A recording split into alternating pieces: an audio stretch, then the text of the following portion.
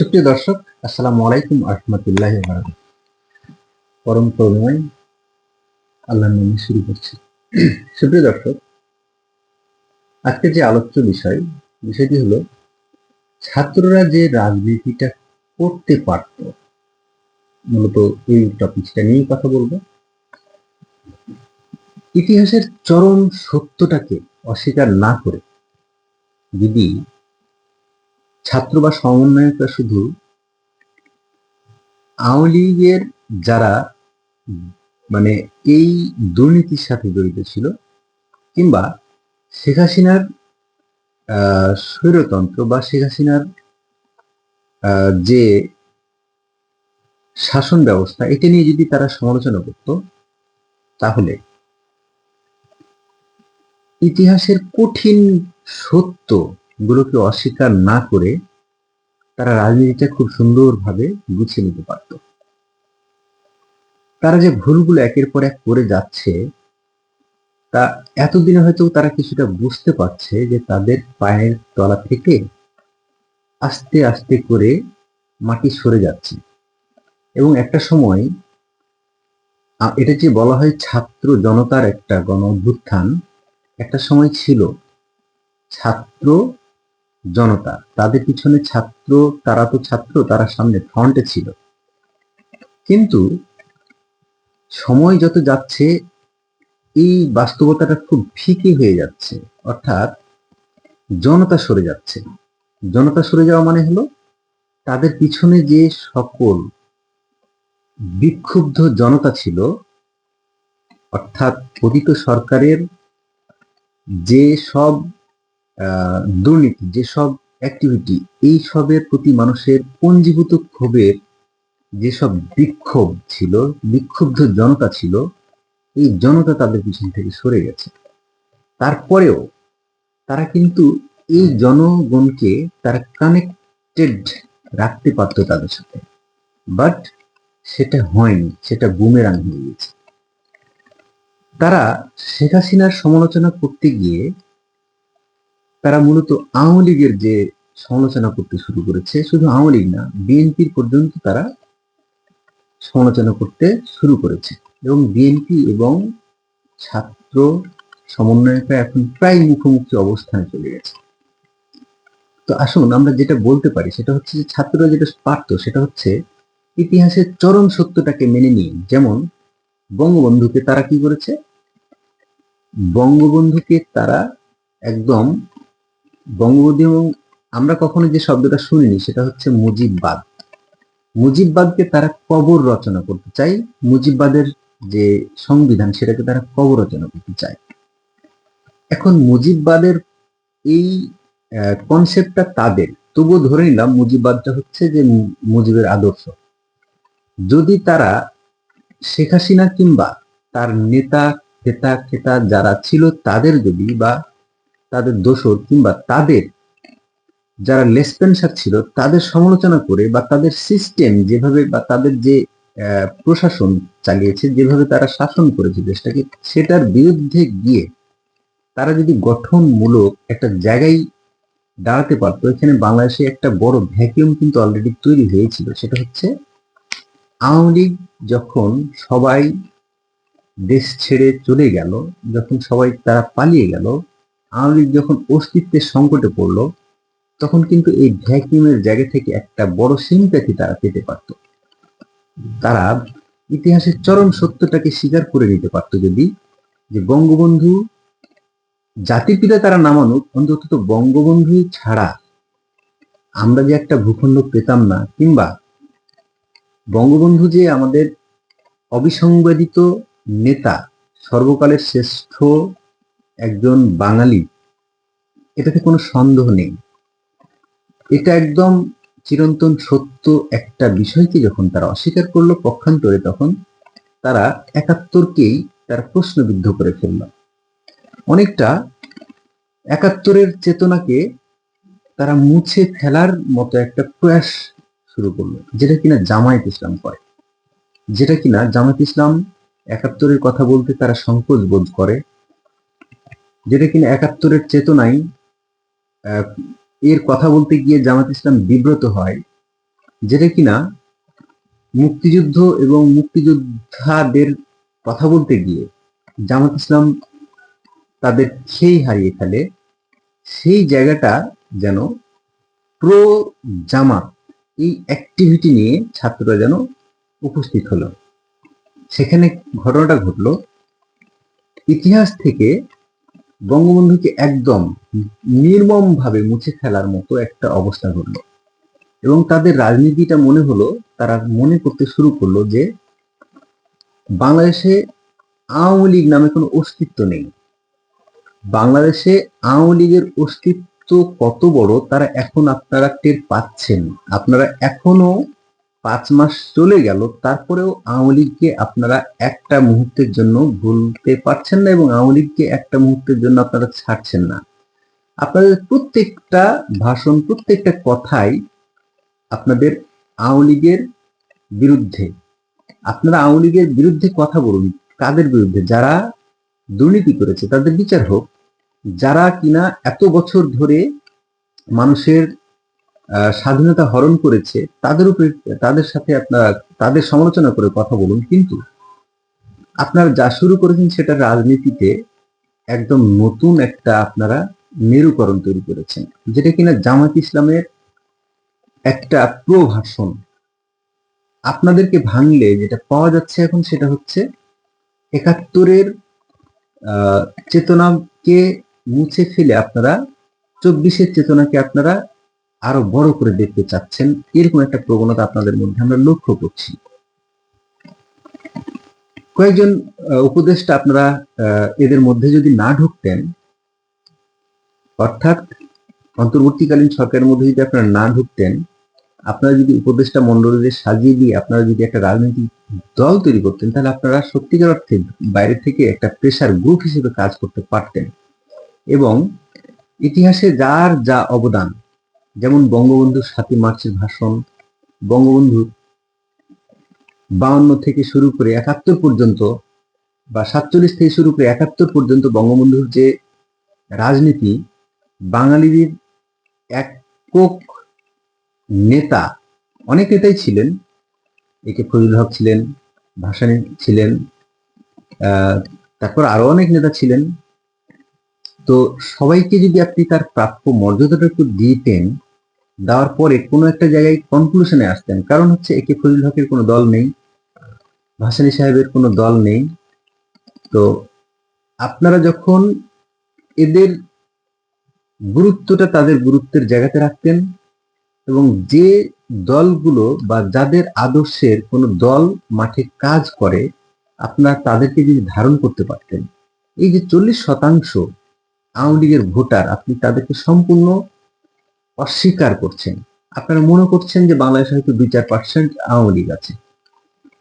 নীরবে নিভৃতে আপনার পাশের বাড়ির কিংবা আপনার পাশের বাড়ি শুধু না, আপনার বাড়িতেই কেউ একজন নৌকাকে ভোট দেয়, আপনি জানেন না।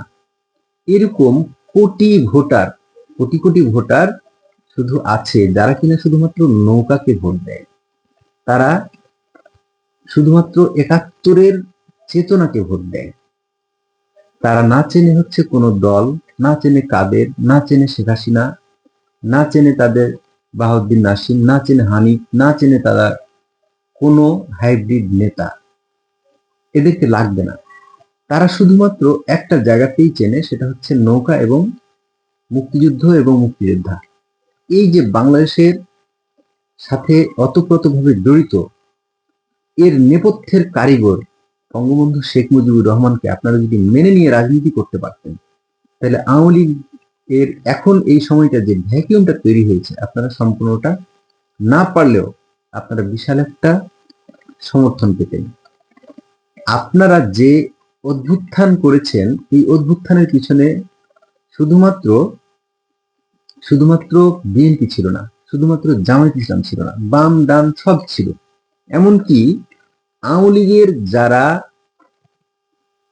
তৃণমূলের কিছু নেতাকর্মী, কিছু ভোটার, সাধারণ মানুষ যারা আওয়ামী লীগও করে, তারাও বিক্ষুব্ধ হয়ে পঞ্জীভূত ক্ষোভ থেকে আপনাদের পিছনে এসে দাঁড়িয়ে আপনাদের সাপোর্ট করেছে। সুতরাং এই পালসটা আপনারা বুঝতে পারলেন না।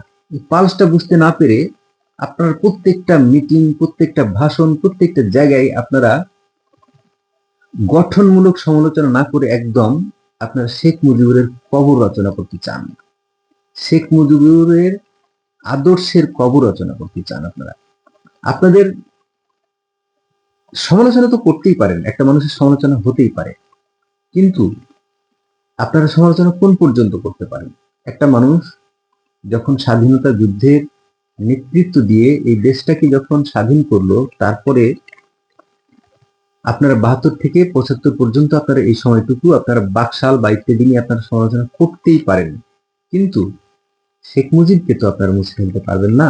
আপনারা যদি মুছে ফেলেও দেন, তাহলে কি উনি মুছে যাবেন? অ্যাকচুয়ালি আপনারা তার মূর্তি ভাঙেন বা আপনারা তার যত কিছু মুরাল আছে সবকিছু ভেঙে ফেলেন, কোনো সমস্যা নেই, কিন্তু আপনারা এই রাজনীতিটা করতে পারতেন, বঙ্গবন্ধুর আদর্শে আপনারা টেক ওভার করতে পারতেন। যে আপনার রাজনীতিটা এতদিন পর্যন্ত শেখ হাসিনা বঙ্গবন্ধুকে সার্বজনীন করতে পারেন নাই, আপনারা কিন্তু সার্বজনীন স্বীকৃতি দিয়ে রাজনীতিটা করতে পারতেন। তা না করে আপনারা একদম মুখোমুখি অবস্থানে চলে গেছেন, একদম যারা কিনা 71-এর চেতনায় বিশ্বাসী, মুক্তিযুদ্ধের চেতনায় বিশ্বাসী তাদের। এমনকি আপনারা যেসব বিতর্কিত কিছু কর্মকাণ্ড করলেন গত 5 মাসে, জনগণের এই অভ্যুত্থানের পরে আপনাদের 95% সাপোর্ট আপনাদের সাথে ছিল, কিন্তু এই জরিপগুলো, যেমন খালিদ মহিউদ্দিন সাহেবের যে জরিপটা গত কালকে, এই যে 50-50% অবস্থান, এটাতে বোঝা যায় 50-50% মধ্যে কিন্তু 50-50% যেটা হয়েছে, 50% সাপোর্ট আপনাদের না। এটা আপনাদের মনে করার কারণ নেই, এটা আপনাদের সফলতাকে বা আপনাদের যেসব বিতর্কিত কর্মকাণ্ডগুলোকে চ্যালেঞ্জ করছে। এখন আপনাদের বাস্তব প্রেক্ষাপট আপনাদের পায়ের নিচের থেকে আস্তে আস্তে মাটিগুলো সরে যাচ্ছে। আপনারা বিএনপিকে সমালোচনা করছেন, বিএনপিকে আপনারা সমালোচনা করতেই পারেন, সমালোচনা ঊর্ধ্বে কেউ না, কিন্তু আপনারা যখন জিয়াউর রহমানের আদর্শকে যখন চ্যালেঞ্জ জানাবেন, আপনারা হয়তো চ্যালেঞ্জ জানাচ্ছেন না, কিন্তু আপনারা এই নেতাদেরকে, বঙ্গবন্ধু শেখ মুজিবুর রহমান, তারপর হচ্ছে শহীদ প্রেসিডেন্ট জিয়াউর রহমান, এদের অবদানকে কিন্তু অস্বীকার করা যাবে না। বিএনপি একটি এতদিনে যারা ভুল করেছিল, তারা কিছুটা ভুল করেছিল, তারা আবার সঠিক ট্র্যাকে ফিরে আসছে। আমার মনে হচ্ছে তারা এখন স্মার্ট রাজনীতি করছে, তারা অনেক ম্যাচিউরড রাজনীতি করছে। বিএনপি, আপনারা হয়তো বা একটা অভ্যুত্থানে ছিলেন, আপনারা ফ্রন্ট লাইন নেতা, কিন্তু আপনারা এত বড় বড় নেতাদের অভিজ্ঞতাকে আপনারা চ্যালেঞ্জ জানিয়ে ফেলেছেন। চ্যালেঞ্জটা করতে গিয়ে আপনারা মূলত কি হয়েছেন? সেটা হয়েছেন যে এমন ঘটনা যে আমাদের সমাজে থাকে না, যারা শিক্ষক, এই শিক্ষকদের আপনারা শিক্ষাকে আপনারা মনে করছেন যে আপনারা এখন তাদের শিক্ষক হয়ে গেছেন। দেখুন, একটা উদাহরণ দিই। কোন একটি প্রাইমারি স্কুলে একজন প্রাইমারি স্কুলের টিচার, সে কোন এক কালে একটা স্টুডেন্ট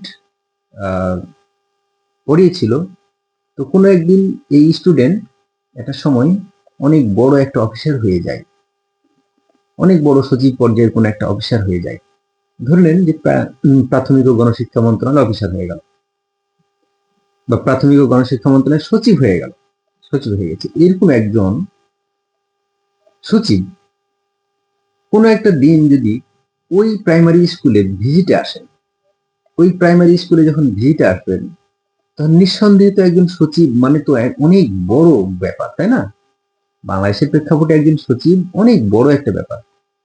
কোনো কারণে যদি সেই স্কুলটিতে উনি যান, কিংবা একটা সরকারি কাজে যান বা ভিজিটে যান, উনি গিয়েছেন, এখন ওই স্কুলের যে টিচার ছিলেন, সেই স্কুলের টিচারটিকে উনি যদি এখন নাম ধরে ডাকেন কিংবা বলেন যে আমি আপনার চেয়ে অনেক বড় কেউ, আপনি এখান থেকে কে, বা তাকে যদি অবমূল্যায়ন করা হয়, বরং তার যেটা করণীয় সেটা একজন প্রকৃত সচিব কিংবা প্রকৃত অফিসার যেটা করেন, তার পায়ে হাত দিয়ে সালাম করেন অন্তত, কিংবা তাকে বুকে জড়িয়ে ধরে তাকে সালাম করেন যে স্যার, আপনি যে শিক্ষা আমাকে দিয়েছেন, আজকে আপনার শিক্ষা আমি সেই শিক্ষিত হয়ে আপনার সামনে আসতে পেরেছি, সেই কৃতজ্ঞতা বোধটুকু এই অফিসারের থাকতে হয়।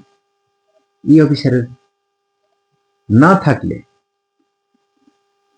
মাথায় পচন ধরে, অর্থাৎ ঘূর্ণিধরা সমাজে তখন ভিতরে ভিতরে সবকিছু ঘুণে ধরে ঠোল্লা হয়ে যায়। একটা সময় আপনাদের যে জনপ্রিয়তা ছিল, এই জনপ্রিয়তাটা নিজেরাই কোথায় যেন আপনারা খেয়ে হারিয়ে ফেলেছেন।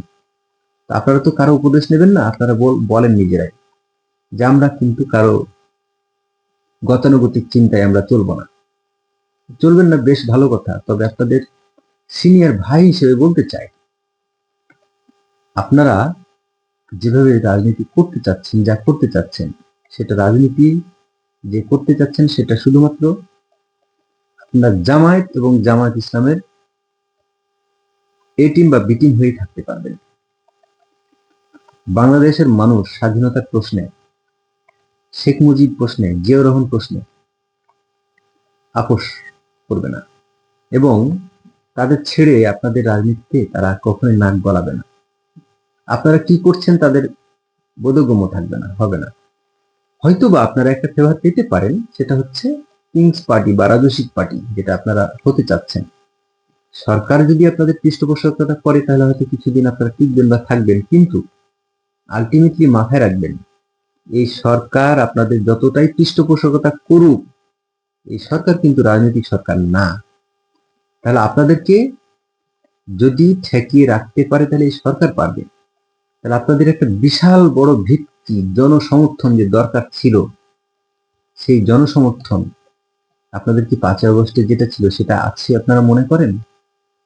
আপনারা মনে করতে শুরু করলেন কখনো যে আপনারা যখন সরকার পতনের ডাক দিলেন তখন সবাই মনে হয় আপনাদের ভৃত্য? না, সবাই আপনার ভৃত্য ছিল না। গত 15 বছরের পঞ্জীভূত ক্ষোভের একটা বহিঃপ্রকাশ ছিল। এখানে সব দলের অন্তর্ভুক্ত ছিল, কিন্তু আপনারা সবাইকে যদি স্বীকার করে নিতেন যে এখানে আওয়ামী লীগ যারা দুর্নীতি করেছে তাদের বিচার হবে, কিন্তু যারা সাধারণ কর্মী আছে তাদের কোনো ভয় নেই, তাদের জন্য আমরা আছি, যারা বিএনপি এতদিনের নির্যাতিত তাদের পাশে আমরা আছি, আমরা সঠিক এবং ন্যায় বিচার এবং সুদিন ফিরিয়ে আনবো, আপনাদের পাশে আমরা আছি। আপনারা যদি সত্যি সেটা করতে পারতেন, আপনারা করলেন না। আপনারা কি করলেন? আপনারা কি একটা শক্তিশালী একটা প্রতিবাদ করেছেন? আব্দুল হাই কানুর গলায় যখন জুতার মালা পরানো হলো তখন কি আপনারা রাজুতে গিয়ে আপনারা একটা মিটিং মিছিল করেছেন? আপনারা একটা প্রতিবাদ জানিয়েছেন সবাই একত্রিত হয়ে? আব্দুল হাই কানু আওয়ামী লীগ করুক আর সে বিএনপি করুক আর সে অন্যায় করুক, অপরাধ করুক, সে তো কিন্তু একজন মুক্তিযোদ্ধা। মানুষের ভিতরের যে মেসেজটা গেছে সেটা কিন্তু উনি একজন মুক্তিযোদ্ধা। আপনারা কি এই প্রতিবাদটা করেন নাই? ঠিক এরকম আরো অনেক কিছু আপনারা মুক্তিযুদ্ধ এবং মুক্তিযুদ্ধের কথা আসলে আপনারা কোথাও বিব্রত হন এবং আপনারা 71-এর উপরে 24-কে আপনারা বসানোর একটা আপনাদের ভিতরে প্রয়াস বা প্রবণতা লক্ষ্য করা যায়। সুতরাং আপনারা আগামী দিনে যে রাজনীতি করবেন ওয়েলকাম, বাট আপনাদের ভিতরেই অনেক সংস্কার প্রয়োজন, আপনাদের মানসিকতা সংস্কার প্রয়োজন। আপনারা নিজেরা যেভাবে আপনারা অ্যাগ্রেসিভ ওয়েতে আপনারা আসতে চাচ্ছেন, এই অ্যাগ্রেসিভ ওয়ে পরিহার করুন। বাংলাদেশের জনগণ সত্যি খুব বিচিত্র রকমের রাজনীতি অভ্যস্ত, আপনাদের এই অ্যাক্টিভিটির সাথে তারা অভ্যস্ত না।